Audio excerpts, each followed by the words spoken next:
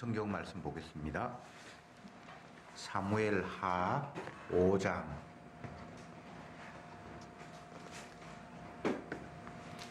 1절부터 12절까지 교독합시다.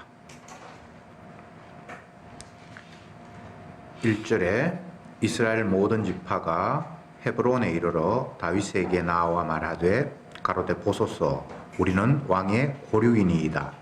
저는 여호사의 이르되 왕을 때에도 이스라엘을 경으려 저쪽에 당자는 왕이셨고 여호와께서 왕에게 말씀하시기를 내가 내 백성 이스라엘의 목자가 되며 이스라엘의 주권자가 되리라 하셨나이다 하니라. 이에 이스라엘 모든 장로가 헤브론에 이르러 왕에게 나오매 다윗 왕이 헤브론에서 여호와 앞에서 저희와 언약을 세우매 저희가 다윗에게 기름을 부어 이스라엘 왕을 삼으니라. 다윗이 30세 위에 나와서 40년을 다스렸으되 헤브론에서 7년 6개월 동안 유다를 다스렸고 예루살렘에서 33년 동안 온 이스라엘과 유다를 다스렸더라.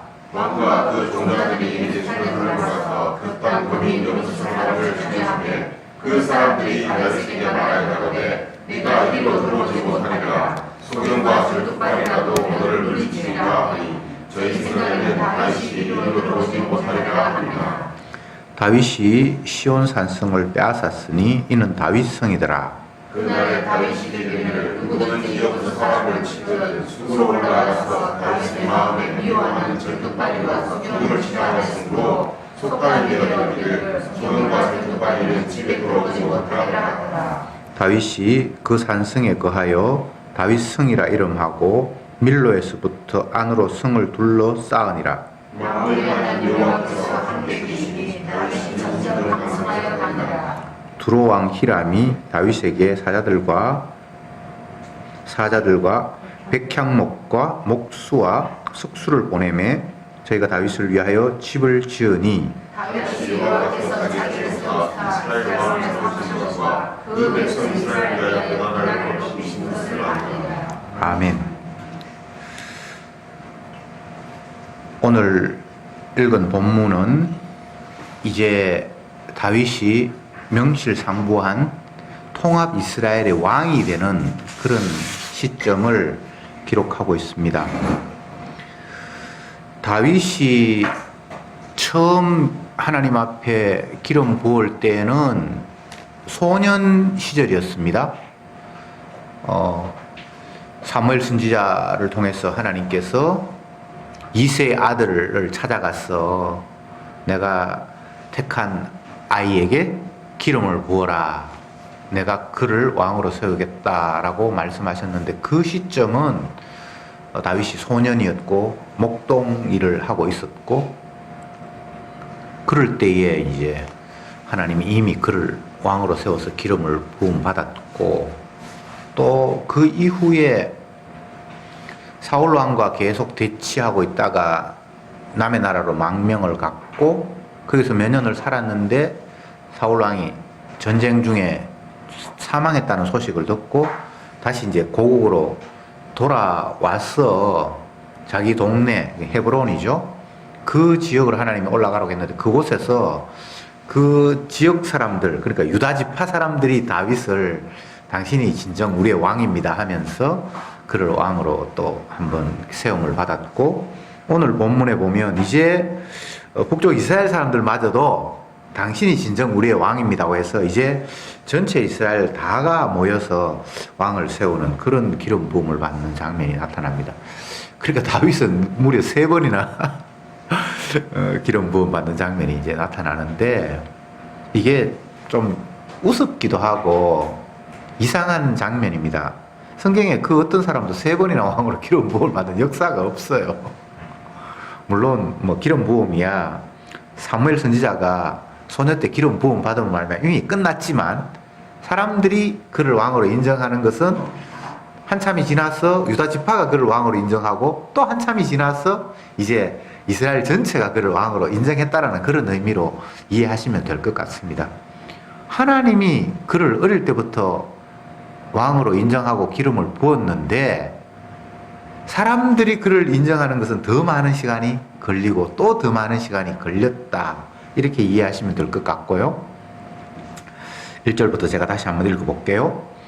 이스라엘 모든 지파가 헤브론에 이르러 다윗에게 나와 말하여 가로되 보소서 우리는 왕의 고륙이니이다. 전일 곧 사울이 우리의 왕이 되었을 때에도 이스라엘을 거느려 출입한 자는 왕이시었고 여호와께서도 왕에게 말씀하시기를 네가 내 백성 이스라엘의 목자가 되며 이스라엘의 주권자가 되리라 하셨나이다 하니라. 이에 이스라엘 모든 장로와 헤브론에 이르러 왕에게 나와 다윗 왕이 헤브론에서 여호와 앞에서 저희와 언약을 세우매 저희가 다윗에게 기름을 부어 이스라엘 왕을 삼았더라.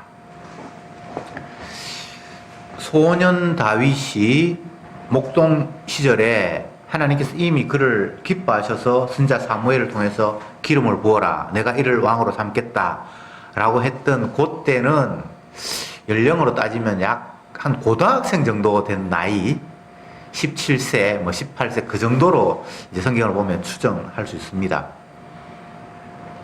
그리고 헤브론에서 그 유다 지파 사람들이 그를 이제 왕으로 세운 것은 다윗이 30세 되는 나이이고, 그리고 통합해서 하는 거는 한 7년 6개월 후에, 여기서 보면 44절 볼게요. 다윗이 30세 위에 나아가 40년을 다스렸는데 헤브론에서 7년 6개월 동안 다스렸고 예루살렘에서 33년 동안 온 유다를 다스렸다. 이렇게 돼 있죠. 그죠? 그리고 요거를 이제 한번 추정을 해보면 처음에 선지자를 통해서 하나님께서 기름 부었을 약 17세기 정확하지 않습니다. 그리고 유다 지파가 했을 때가 이제 30세. 그 다음에 통합해서 오늘 했을 때가 이제 37세. 그러니까 처음 하나님이 그를 왕으로 세웠다고 인정했을 때하고 진짜 백성들이 다 인정했을 때하고 무려 약 20년의 세월이 흘렀다고 보면 돼요. 제가 왜 이 이야기를 하는가 하면 하나님이 세웠다고 해서 사람이 인정 안 할 수가 있어요. 근데 사람이 다 인정하는까지가 이만큼 세월이 걸렸어요. 그러니까 이 기간 동안 다윗은 하나님은 왕이라 그랬는데 실제적으로는 왕도 아니고 맨날 쫓겨다니고 뭐 공로도 세우고 많은 일을 하긴 했는데 정작 백성들은 그를 왕으로 쳐주지도 않고 그런 세월이 이렇게 많이 흘렀다는 겁니다. 뭐 더 걸릴 수도 있겠지만 그건 세월은 중요한 건 아니고 하나님이 그를 세우셨다면 그건 사실이고 사람이 어떻게 할 수가 없는 거예요. 누가 동의를 하든 말든 그것과 상관이 없이 그는 선지자 사무엘을 통해서 기름 부음을 받는 순간 이미 이스라엘의 왕이었던 거예요. 우리가 사명을 받는다라고 했을 때에는 하나님께서 그를 인정하시고 당신의 목적을 위해서 그를 그곳에 밀어 넣었어요. 신약으로 이야기하면 예수님이 공생애가 시작이 되면 제일 먼저 하시는 사역이 제자를 한 사람 한 사람 부르는 일이잖아요. 예수님이 살던 그 지역이 갈릴리고 바닷가 지역이었는데 그 지역에 가시면서 베드로와 그 형제 요한을 뭐 그물을 싣고 있고 고기 잡는 모습을 보면서 나를 따르라.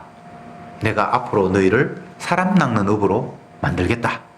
이렇게 부르시죠. 그런데 그가 제자들이 뭐 베드로로 애정을 하면 가정하면 그가 부름 받고 난 그 이후 진짜 제대로 제자로서의 일을 하는 건 훨씬 나중의 일입니다. 예수님 따라다니면서 맨날 엉뚱한 짓 하고 나중에 예수님 돌아가셨을 때는 아이고 이제 다시 고기 잡으러 가자. 닭 쫓던 게 뭐 지붕 쳐다보는 꼴이 되어버렸네. 이 사람이 왕이 되면 우리가 한 자리 차지할 거라고 생각을 했는데 사람들에게 잡혀 죽어버리고 아무것도 아니다. 그 3년 세월을 제자로서의 역할을 사실은 못했잖아요. 그럼에도 불구하고 그는 이미 제자예요. 사람이 인식하든 인식하지 않든 사명에 밀려가는 그 순간 이미 그는 빼도 박도 못하는 예수님의 제자로 살 수밖에 없는 거예요. 제가 이런 이야기를 하는 이유는 주님의 명하심, 말씀하심과 우리가 그걸 느끼는 거는 이렇게 세월이 차이도 있을 수 있다는 이야기를 제가 드리는 거예요. 여러분이 느끼든 말든 하나님이 그를 점 찍어서 그렇게 세우면 그 길로 갈 수밖에 없어요. 예수 믿는 사람들이 참 황당한 게 성경을 읽으면 너는 거룩한 백성이다. 뭐 좋은 말을 많이 하는데 내가 나를 보고 내 주위 환경을 보면서 내 꼬라지를 보면 하나도 거룩한 것도 없고 뭐 이게 성도라는 말 자체가 거룩한 물이 따로 이게 분리되었다라는 그런 의미의 단어잖아요. 근데 내가 나를 성도로 말하기에는 이게 너무 죄송한 거예요. 그러니까 안 믿는 사람하고 뭐 하나도 다른 거 없고 어떨 때는 그들보다 내가 더 얌체 없이 세상에서 잘 먹고 잘 살라고 발버둥 치고 나는 그들의 무리에 속하고 싶지 거기에서 벗어나고 싶은 생각이 하나도 없는 거예요. 그럼에도 불구하고 주님이 성도라고 하면 그는 성도입니다. 베드로가 엉뚱한 짓을 하든 말든 다윗이 왕으로 인정받든 말든 그 인간의 형편과 상관이 없어요. 하나님이 그를 그렇게 세우셨으면 그런 거예요. 이스라엘 백성들이 국가 이스라엘이 되기 전에 직전 상황은 애굽에서 종으로 살았던 삶이잖아요. 무려 430년 동안 애굽에서 종살이를 하는데 하나님이 그들을 너희들은 나의 택한 백성이야. 그래서 이 애굽으로부터 떠나야 돼. 그리고 내가 지시하는 곳으로 가야 돼. 라고 모세를 앞장세워서 백성들에게 하나님의 뜻을 전했을 때 백성들의 반응이 어땠습니까? 어딜 가? 애국보다 더 살기 좋은 나라는 없었어요. 그 당시에는 그 나라가 세계 최강이었고 자기들이 좋은 땅에서 자유가 없고 종살이 한다는 그 신분 자체가 안 좋았지 거기를 떠날 생각은 아예 없었어요. 근데 주님은 너희들은 구별된 백성이야 라고 말하면서 내가 지시하는 곳으로 가라고 했어요. 가고 싶지 않았죠. 뭐 여기가 좋사오니 왜 가야 됩니까? 애굽은 살기 좋은 나라고 뭐 곡식도 잘 결실을 하고 아주 괜찮은 나라였어요. 다만 자기들이 신분이 종이 되었으니까 그 신분만 자유의 신분이 되면 좋지 이 살기 좋은 곳을 떠나서 간다는 말이 안 되거든요. 근데 주님은 모세를 통해서 하시는 말씀이 젖과 꿀이 흐르는 땅으로 너희들 인도한다고 그렇게 얘기했어요. 근데 젖과 꿀이 애굽을 딱 떠나는 순간 그때부터 고생 정도가 아니고 그냥 삶의 조건 자체가 안 되는 곳으로 그들을 몰아세워버렸잖아요. 그러면 광야 40년 동안만 그랬는가? 가나안 데 들어가서도 젖과 꿀이 흐르기는커녕 뭐 별로 그렇게 행복하게 안 됐어요. 맨날 애국으로 돌아가고 싶었으니까. 만약에 애국보다 더 좋았으면 돌아갈 마음이 없었겠지만 아니라는 이야기를 성경은 하고 있잖아요. 자, 다시 본문으로 돌아가서 주님이 다윗을 어린 시절 소년 때에 이미 이스라엘의 왕으로 기름을 부었습니다. 그러면 그때부터 이제 막 형편 피해야 되는데 이제 목동생활 안 하고 왕으로서 대접받고 해야 되는데 그렇지 않아요. 여전히 목동 일하고 있고 이스라엘이 이웃 나라가 침략해 와서 전쟁이 벌어졌는데 다윗은 징집 연령도 안 돼. 애가 어려서.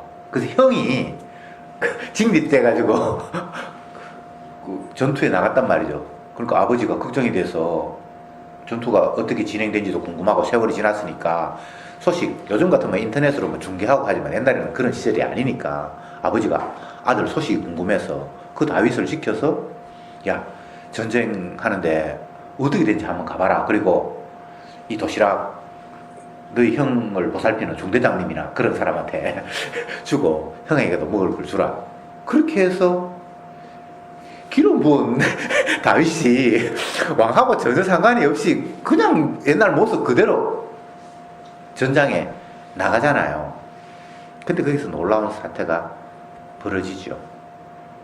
하나님이 그를 밀어 세우니까 그 마음이 불붙는 것 같고, 여호와 하나님의 이름을 모독하는 저 블레셋 군대를 보니까 막 화가 나가지고 참을 수 없는 거예요.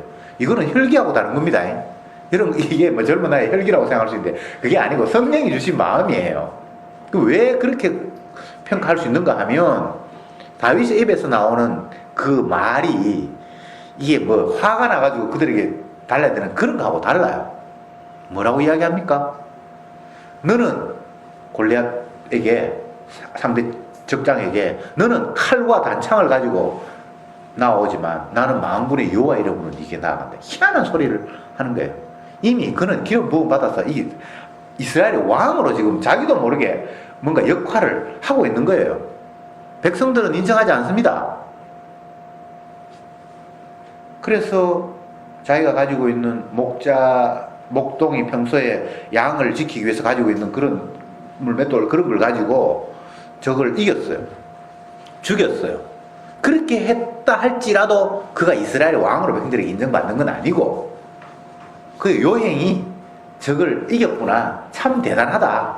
그래서 그를 군대 최고 장관으로 그렇게 임명을 하게 되잖아요. 그래도 그건 왕은 아니잖아요. 근데 그 장관으로 임명되면 뭐합니까? 심지어는 왕의 사위가 되었어요. 그러면 이제 얻을 거 다 얻은 것처럼 그렇게 느껴지죠. 근데 상황은 그렇지 않잖아요.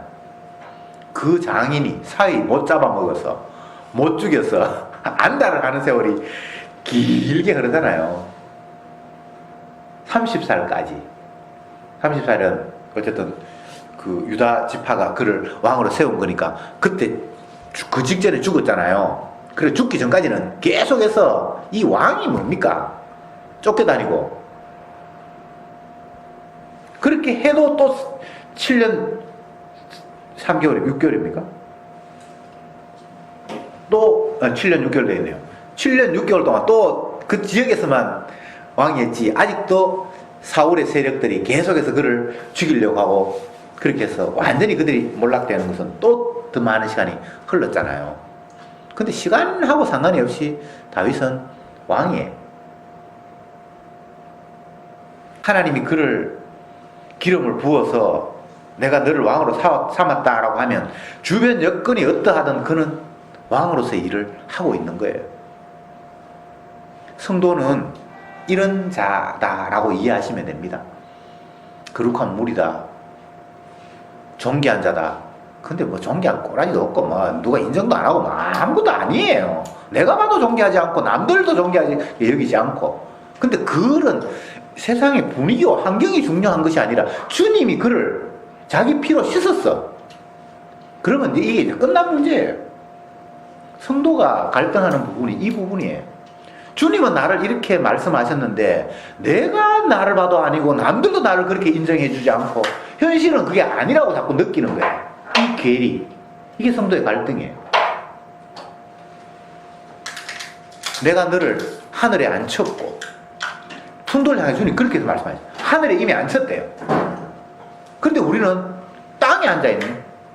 하늘에 앉혔으면 이 땅에서 뭐 어려움도 없고 뭐 질병도 없고 뭐 고통이 없어야 될 것 같은데, 하늘에 앉혔다고 말씀하시는데 우리는 이 땅에 육신을 가지고 여전히 고통 가운데 살아가고 있는 거예요.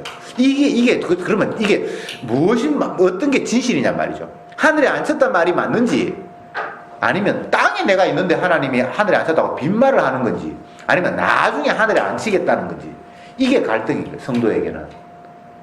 제가 다윗 이야기하면서 우리 자신 이야기를 하는 이유가, 주님이 다윗을 왕으로 세웠으면 그냥 왕이에요. 본인이 인정하지 않든 환경이 어떻든 주변이 인정하지 않든 그거와 상관이 없어요. 성도는 이런 마음을 가져야 돼요. 이게 주님이 주시는 믿음. 왕 같은 제사장이래. 성도는 세상 전체를 다스릴, 고을을 다스릴 권세를 주셨대요. 그럼 여러분 그런 마음으로 이 세상을 살아가는 거예요. 내가 내 봐도 대단하지 않고 남들이 나도 인정하지 않고, 근데 그거 중요하지 않아요. 하나님이 인정하시면 그게 전부예요. 주님이 말씀하시면 그 말씀 그 자체가 실행력이 있잖아요. 빛이 있으라 하심에 빛이 있었고라는 그 창조의 능력이 있잖아요. 그러면 우리가 느끼는 아직은 안 됐어라는 그런 시간 개념을 거기에 집어넣을 필요도 없어요. 하늘에 안 쳤고 그러면 여러분은 하늘에 앉아있는 사람이에요. 이런 은혜, 이런 믿음이 올 때에 성도는 세상에서 남들이 뭐라고 하든 거기에 귀 기울일 필요가 없어요. 쓰레기들이 뭐 쥐어댄다고 해서 개가 짖는데 기차가 달리던 걸 멈추지 않잖아요. 내가 가는 것이 아니라 주님이 밀어 세우셔서 움직이고 있는 성도가 뭐 옆에서 주위에서 어쩌고 떠들고 한다고 해서 그런 거 여러분 귀 기울이지 마세요. 아무것도 아니에요. 떠들어봐야 그냥 개가 짖는 거예요. 속도를 늦추지도 못해요. 개가 짖는다고 해서. 이스라엘 전체가 다 달라들어서 다윗을 죽이려고 해도 다윗 하나 못해요. 왜냐하면 하나님이 지키고 계시니까. 다윗이 문득문득 그걸 느끼는 거예요. 늘 24시간 느끼는 건 아니고 자기도 인간이라서 불안해가지고 막 도망도 가고 막 남의 나라도 피해가고 그냥 인간적인 모습이 보여요. 하나님의 사명을 받았든 말든 뭐 능력이 임하든 말든 옛날에 골리앗을 이겼던 경험이 있든 말든 그것과 상관없이 인간은 죄인이어서 나약해서 이 땅에서 벌벌 떨면서 살아가는 그런 존재예요. 성도가 뭐 별 겁니까? 그냥 아담의 후손이고 또 죄인이어서 믿음 없이 하나님의 약속이고 뭐고 다 잊어버리고 그냥 자기 식으로 살아가는 모습을 그냥 다 보이는 거예요. 위로되죠? 예. 근데 이 가짜 복음은 성도는 달라져서 죄 안 짓는데, 아이고, 그런 사람 있으면 나 좀 보고 싶다. 죄 안 짓는 사람 도대체, 그건 성경의 이야기가 아니에요. 내 속에 날마다 죄가 나온다고 다윗은 성령이 임해서 그런 고백을 하는 거예요. 모든 인간이 다 똑같아요. 그런데 방금 제가 얘기했듯이 정말 주님께서 나를 지키셔서 세상이 나를 어찌할 수 없구나라는 걸 문득문득 깨닫게 하시는 상황을 줘요. 그래서 자기가 굴에 숨어 있는데 무서워서 이렇게 숨었겠죠. 근데 사울이 그게 용변 보려고 그 굴에 들어왔잖아요. 그래서 신하들이 뭐라고 합니까? 이제 하나님이 기회가 돼서 원수를 죽일 때가 됐습니다. 그랬을 때 아니다. 하나님이 기름 부은 사람을 내가 손댈 이유는 없다. 그래서 손 안 대잖아. 그 상황은 자기를 하나님께서 왕으로 세우셔서 누구도 어찌할 수 없다라는 게 그냥 온 거예요. 그리고 뭐 누구를 미워할 이유도 없고 그를 대적해야 된다는 생각 자체도 안 하는 거예요. 주님의 손에 다 맡긴 거예요. 나도 주님의 손에 맡겨져 있고 저 사람도 주님이 알아서 한다라는. 그렇게 되면 성도에게는 자기의 원수가 이 땅에 없습니다. 하나님의 원수가 있을 뿐이지 나의 원수가 세상에는 존재하지 않아요. 어쨌든 다윗은 많은 세월이 흘러서 실제적으로 통합 이스라엘의 왕으로 이제 인정을 받았습니다. 6절에 봅시다. 왕이 그 종자들이 예루살렘으로 가서 맞죠? 그 땅 거민 여부수 사람을 치려하며 그 사람들이 다윗에게 말하여 가로되 네가 이리로 들어오지 못하리라. 소경과 절뚝발이라도 너를 물리치리라 하니 저희 생각에는 다윗이 이리로 들어오지 못하리라 함이나 다윗이 시온 산성을 빼앗았으니 이는 다윗 성이더라. 실제적으로 이스라엘의 통합 왕이 됐는데 또 다른 문제가 있는 거예요. 이건 뭔가 하면 하나님께서 이스라엘 백성들에게 준 그 땅 안에 여전히 이방인들이 군데군데 남아있는 거예요. 여기 보면 여부스 사람이 예루살렘 성을 차지하고 있었다고 이야기하잖아요. 원래 이제 여호수아를 통해서 땅을 분배할 때에 유다지파에게 분배된 땅이 예루살렘이고 그렇거든요. 요건 성경을 좀 보는 게 좋겠네. 사사기 한번 찾아봅시다. 여호수아, 미안합니다. 여호수아 15장 마지막 절. 여호수아 15장 마지막 절 같이 한번 읽어봅시다. 시작. 예루살렘 거민 여부수 사람을 유다 자손이 쫓아내지 못하였으므로 여부수 사람이 오늘까지 유다 자손과 함께 예루살렘에 거하니라. 그리고 원래 예루살렘은 여부수 사람이 살고 있었어요. 옛날에 그 이스라엘 백성들이 그곳에 가기 전에. 그래서 그 땅은 12동가리를 나누어서 각 지파마다 차지하라고 얘기를 했는데, 여호수아를 통해서 유다 지파가 다른 땅은, 분배된 땅은 다 차지했는데 예루살렘은 여부수 사람들이 너무 강해가지고 그냥 내버려도 없어요. 그게 다윗 시대까지 오는 거예요. 그래서 다윗은 명실상부한 이스라엘의 왕이 되었을 때는 백성들만 자기를 왕으로 인정하는 것이 아니라 그 땅 전체가 다윗의 권한에 잠겨야 그게 진짜 왕이잖아요. 이방인들, 옛날 살던 사람들 몇몇 남아있어서 그 사람들은 다 왕의 말도 안 듣고 그곳에 있다 하면 이게 왕이 아니에요.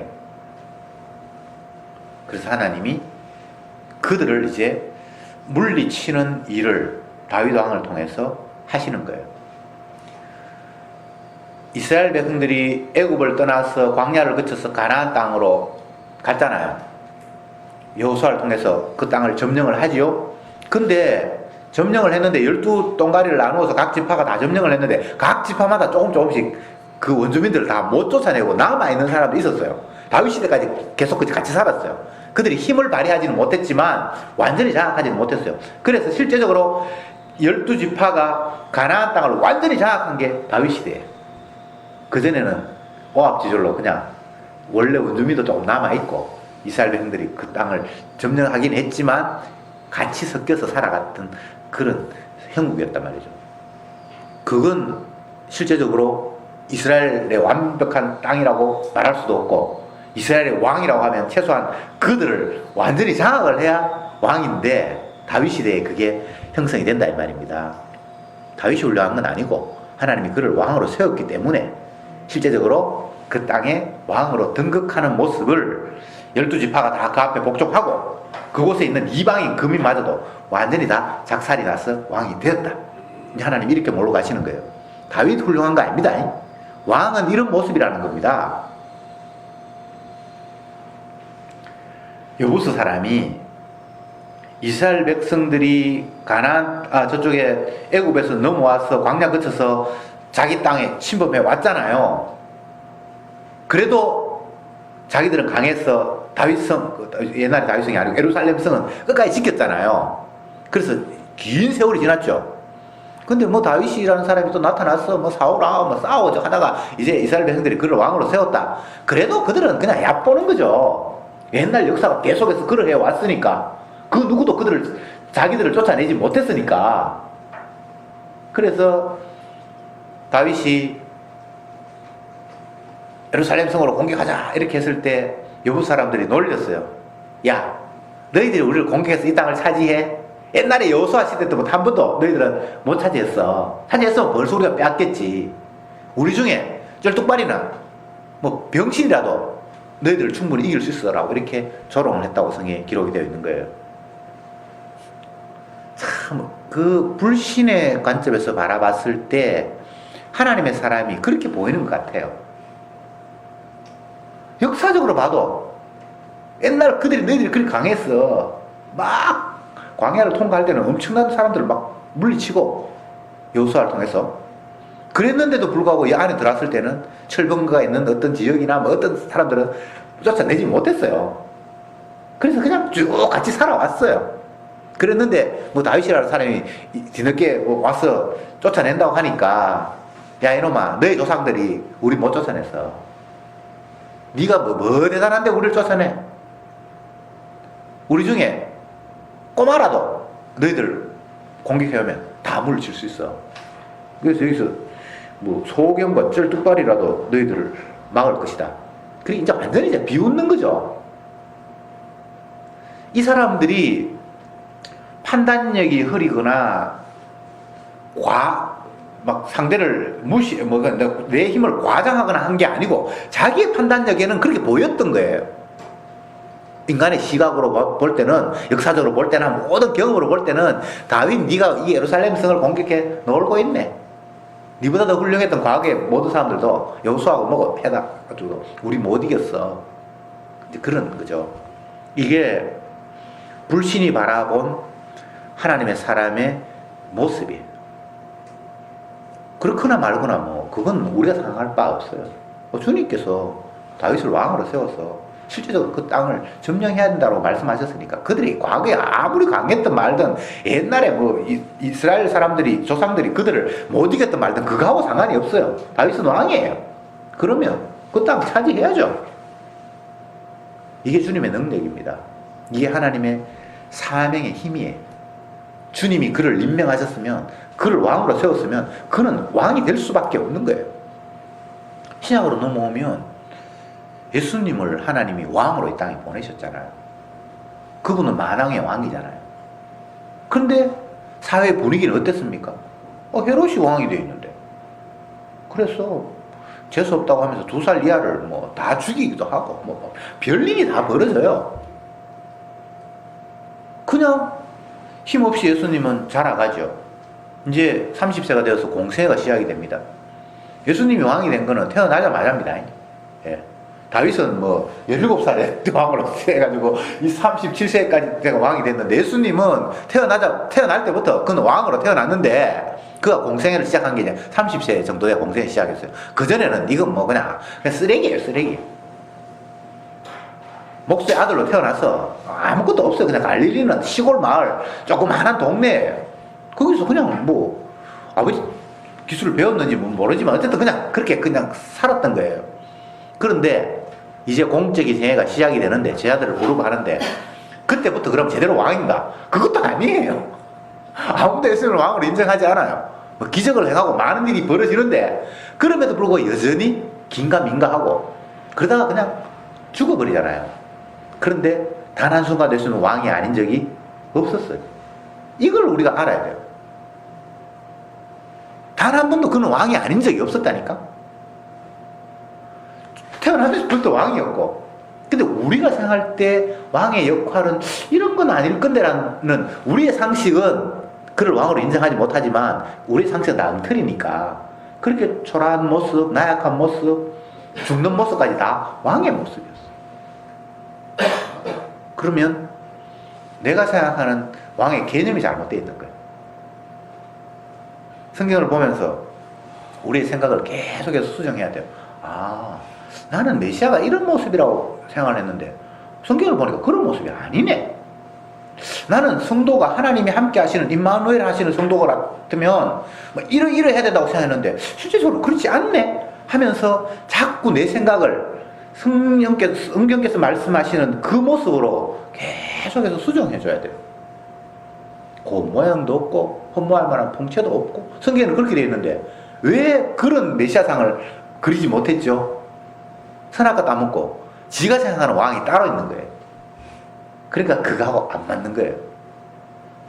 성경이 이야기하는 성도의 모습은 고난받는 모습이고, 이 세상에서 버림받는 모습이고, 근데 우리는 하나님이 나와 함께 하시면, 세상에 제일 강한 대빵에 하나님이 나를 함께 하면 나를 지켜줘서 나는 아무 염려 없을 거다라고, 그렇게 전혀 성경과 다른 성도의 상을 우리는 갖고 있는 거예요. 그래서 성경을 보면서 그걸 바꿔야죠. 성도는 그런 게 아니구나. 영생의 길이 넓고 평탄한 길이 아니구나. 좁고 험한 길이고 아무도 찾는 이가 없는 길이구나. 성경에 있으니까 내 생각을 자꾸 수정하고 또 바꾸는 거예요. 그러면 뭐 내가 그 나라 가고 싶은 마음도 없고 초라하다. 나는 그 나라 가기 싫은데 성경을 보니까 그 나라는 아픔도 눈물도 슬픔도 없고 어린 양의 보좌를 날마다 찬양하는 기뻐서 날뛰는 그런 모습이 기록이 되어 있네. 내가 생각하는 천국, 환경 좋고 편안하고 등 뜨시고 배부르고 그런 모습이 아니라, 이 세상의 주인 되시는, 그리고 나를 위해서 대속의 피를 흘리신 그분을 기뻐하며 찬양하는 것이 천국이구나. 그래서 자꾸 이제 생각이 이제 바뀌는 거예요. 환경 좋은 거 꿈꾸면 성경 보면 실망합니다. 성경은 하나님의 나라가 환경이 좋다라고 그렇게 말하지 않았어요. 그렇게 읽혀지는 표현도 있어요. 근데 나중에 보면 그게 핵심이 아니에요.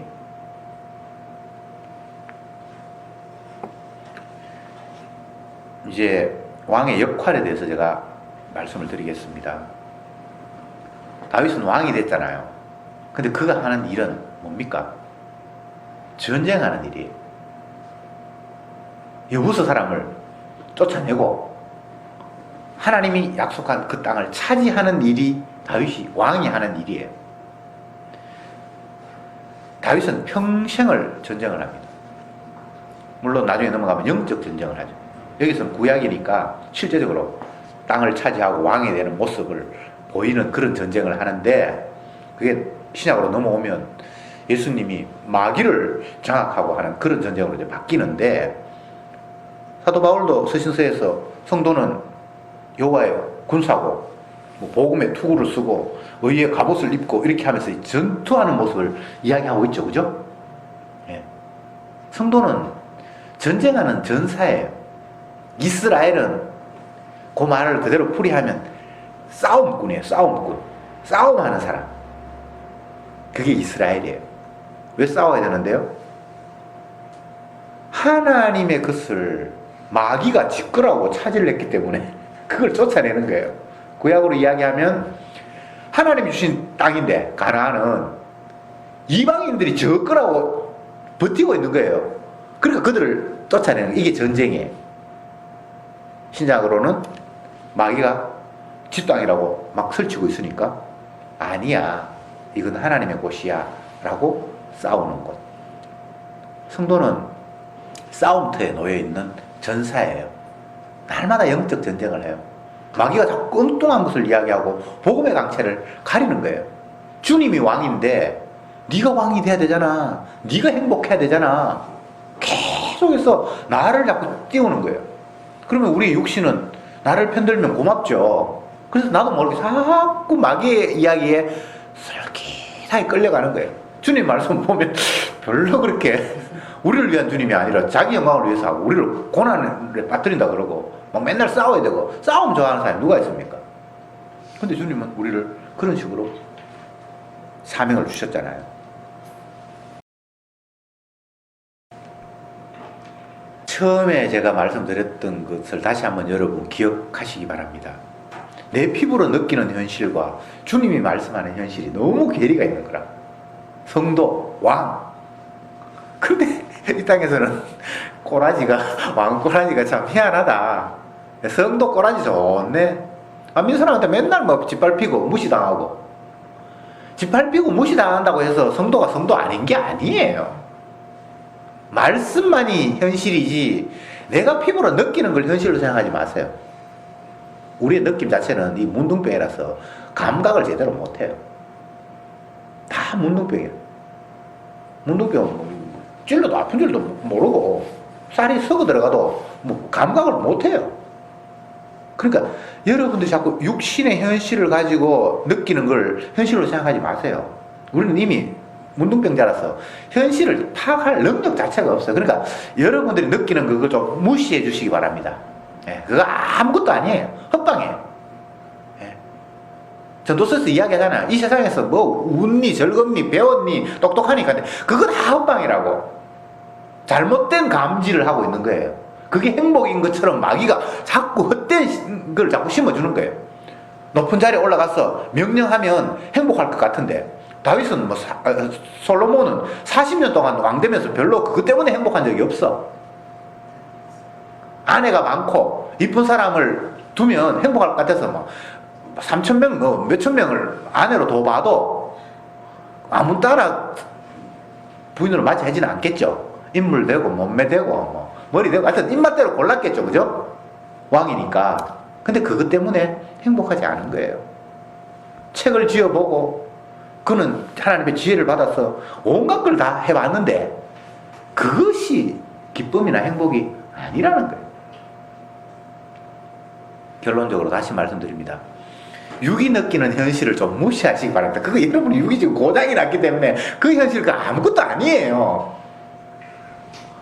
이 세상에서 유일한 현실은 하나님의 약속의 말씀 말고는 다른 현실이 없습니다.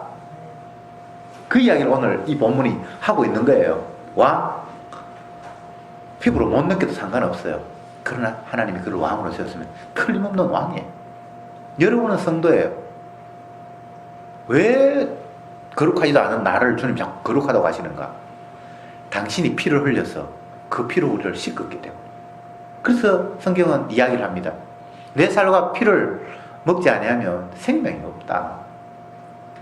내가 행동을 똑바로 해서 절제하고 바른 일 해서 생명을 얻는 게 아니고 너희들은 이미 더러워.